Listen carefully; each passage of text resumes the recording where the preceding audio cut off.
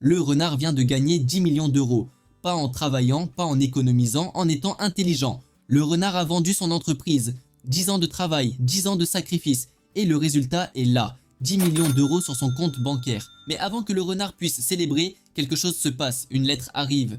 Elle vient du gouvernement. Elle est polie. Elle est officielle. Et elle dit une seule chose. Vous nous devez 3 millions d'euros. 30%, parti, instantanément, sans négociation, sans discussion. Le renard regarde la lettre, il regarde ses 10 millions et il fait un calcul simple. Si le gouvernement prend 3 millions aujourd'hui, combien prendra-t-il quand le renard mourra? Combien prendra-t-il quand le renard voudra transmettre ce qu'il a construit à ses enfants? Le renard pose la lettre sur la table et il commence à réfléchir. Parce que le renard sait quelque chose que la plupart des gens ignorent. La fiscalité n'est pas une fatalité, c'est un jeu. Et comme tous les jeux, il a des règles. Et celui qui connaît les règles mieux que les autres gagne. Le renard passe 3 semaines à lire des livres de droit fiscal, des documents sur les structures juridiques, des rapports sur ce que font les plus grandes fortunes mondiales avec leur argent. Et il découvre quelque chose d'extraordinaire. Les milliardaires ne paient pas d'impôts de la même façon que lui. Pas parce qu'ils trichent, pas parce qu'ils sont au-dessus des lois, mais parce qu'ils utilisent des structures que les lois ont elles-mêmes créées. Des structures que tout le monde peut utiliser, mais que personne n'explique clairement. Et la plus puissante de toutes ces structures s'appelle la fondation. Le renard prend rendez-vous avec son avocat fiscaliste.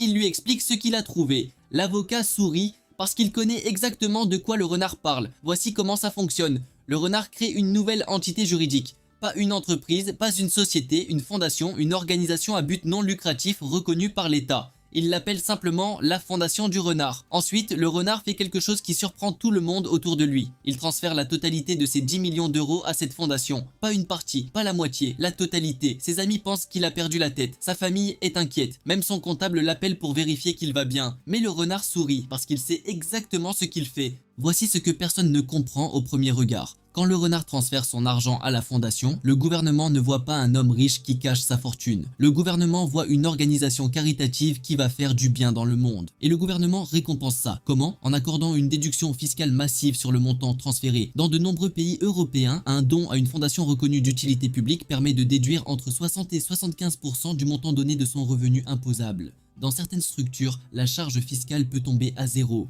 Le renard vient de faire disparaître sa facture fiscale de 3 millions d'euros, légalement, officiellement, avec la bénédiction complète de l'État. Mais alors, le renard a-t-il vraiment donné tout son argent? Non, et c'est là que le mécanisme devient vraiment intéressant. La fondation a besoin d'être gérée, elle a besoin d'une direction, elle a besoin de quelqu'un qui prend les décisions, qui gère les investissements, qui détermine comment l'argent est utilisé. Le renard se nomme président directeur général de sa propre fondation. En tant que PDG, il reçoit un salaire raisonnable justifié par ses responsabilités de direction. Ce salaire est une charge de la fondation et les charges réduisent la base imposable. Mais ce n'est pas tout. Le renard doit se déplacer pour les activités de la fondation. Il doit rencontrer des partenaires. Il doit représenter la fondation dans des événements. Ces déplacements nécessitent un moyen de transport adapté. La fondation acquiert donc un jet privé, enregistré comme bien de la fondation, utilisé pour les activités professionnelles de la fondation. Déductible fiscalement, la fondation loue également des bureaux luxueux dans un quartier prestigieux, parce que l'image de la fondation doit être à la hauteur de sa mission. Ses loyers sont des charges de la fondation. Le renard vit exactement comme avant, il voyage en jet privé, il travaille depuis des bureaux luxueux, il reçoit un salaire confortable, mais désormais tout ça est payé par la fondation, et la fondation ne paye pas d'impôt sur ses dépenses car ce sont des charges opérationnelles.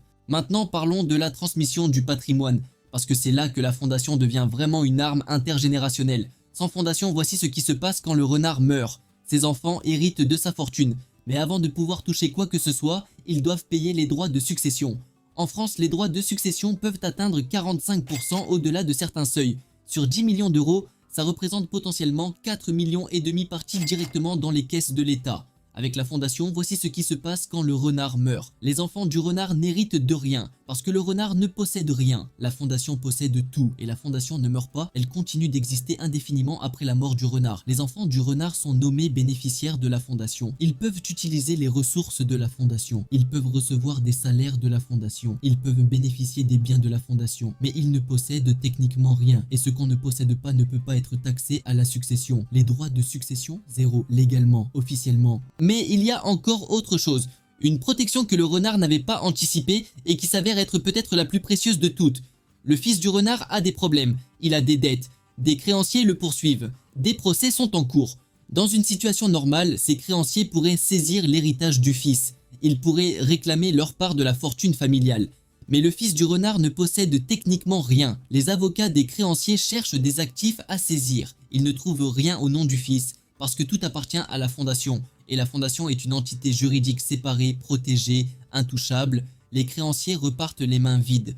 Le fils du renard divorce également. Son ex-femme réclame sa part du patrimoine familial. Mais encore une fois, le fils ne possède techniquement rien. La fondation possède tout. Et la fondation n'est pas un bien matrimonial. L'ex-femme ne reçoit rien de la fortune familiale. La fondation protège le patrimoine du renard contre tout. Les impôts, la succession, les créanciers, les divorces. C'est une forteresse juridique construite avec les lois de l'État lui-même. Maintenant, le renard ouvre son journal, il lit les nouvelles financières et il réalise quelque chose. Toutes les grandes fortunes mondiales ont fait exactement la même chose. Les plus grandes familles d'industriels européens, les dynasties américaines, les grandes fortunes asiatiques, elles ont toutes utilisé des structures similaires pour protéger et transmettre leur patrimoine depuis des générations. Ce n'est pas un secret interdit, ce n'est pas une fraude fiscale, c'est de l'ingénierie juridique, c'est la connaissance des règles du jeu fiscal. Et cette connaissance est accessible à tous ceux qui prennent le temps de l'apprendre. Le renard referme son journal. Il regarde par la fenêtre de ses bureaux.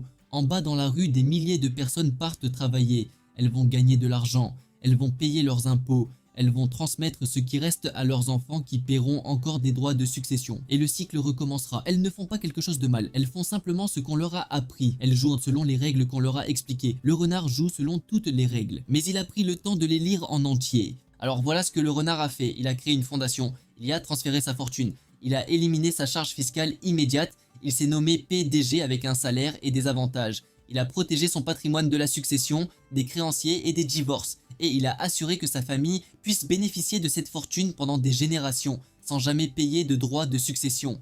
10 millions d'euros donnés à une association. Et le renard n'a rien perdu. Il a juste changé la façon dont il possède les choses. Parce que dans le monde réel, posséder les choses directement est un piège pour la classe moyenne. Les riches ne possèdent pas les choses, ils les contrôlent. Et maintenant, tu sais comment. Si tu veux continuer à apprendre les mécanismes que les riches utilisent et que personne ne t'enseigne, abonne-toi et active la cloche. Parce que le renard a encore beaucoup d'autres tours dans son sac.